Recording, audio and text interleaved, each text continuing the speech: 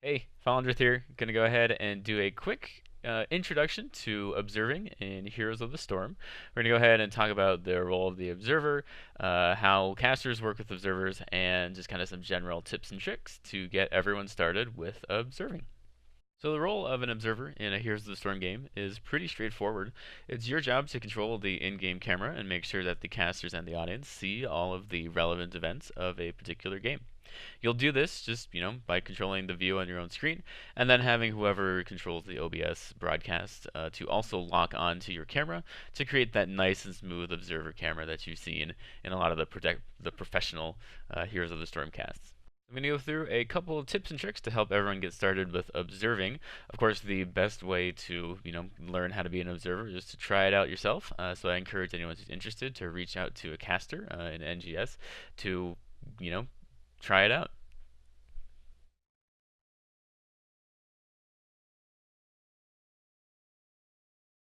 So the first tip I have is to have the broadcast stay at zoom level 1.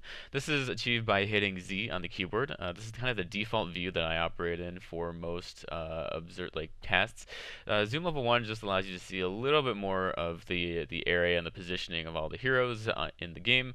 A little bit better than the in-game camera zoom level does. You can also zoom out to zoom level 2. This is a little bit too far out. It becomes difficult to see the action on lower resolution screens, and I only really use that in very specific circumstances. When observing, I primarily use two different camera movements. One of them is the middle click drag. This is the most common one that I use. In this camera movement, you'll click in the middle of the screen and then just drag the screen over to basically pick up and move the camera around. This produces a really, really nice smooth camera effect when the broadcaster is locked onto your camera. The other one that I use is the mini-map click, which is used to either jump across the map, if you're going from the bot lane to the top lane, for instance, or if there is a rotation happening, I will usually click and drag on the mini-map itself to follow the teams around. Note that if you do a click and drag camera movement on the mini-map, it's going to look really, stuttery on your screen, but trust me, it gets smoothed out by the broadcaster camera, so you don't have to worry about that stutter showing up in the final broadcast. The next thing to note is that you should have the action kind of focused in the middle third of the screen as much as possible. This is due to the talents usually being shown in the bottom third of the screen. You can have some action happening down there, but typically broadcasters in the amateur scene will have that panel up and active. So basically, you can show things down there, but you can't always assume that they're going to be visible to everyone on the stream itself. So those are all kind of technical tips, but trying to figure out where to actually put the camera during a particular cast is kind of one of those things that you'll learn by doing more observing and casting. Typically, you're just going to be putting the camera where most of the heroes are. Heroes is a game where you kind of have a 4-1 split most of the time, and the solo laners are kind of doing their thing, and everyone else is kind of rotating around the map trying to get an advantage. So for the most part, you're going to be pretty safe if you focus on, just where most of the heroes are at any given time. You'll have to keep an eye on the mini-map to figure out when teams are taking camps. You'll want to cut over there to make sure that everyone knows that this particular macro event is happening. And you'll also want to pay attention to the solo laners. You can do that mostly by taking a look at the health bars at the top of the screen. If any of their health bars start, getting low, you're going to want to try to cut over to where they are in the bottom lane, and try to catch one of the kills there. That really is kind of the 30-second summary of what to focus on during a Heroes of the Storm match. Again, the best way to figure out what to focus on is to just try out observing. When you're starting out, don't worry if you miss some big events. It does happen. Even experienced observers will miss kills and certain map events, just because the game moves quickly and it's sometimes really hard to figure out what to focus on. All right, next I'd like to give a couple tips for both casters and observers for working together with each other in a production setting.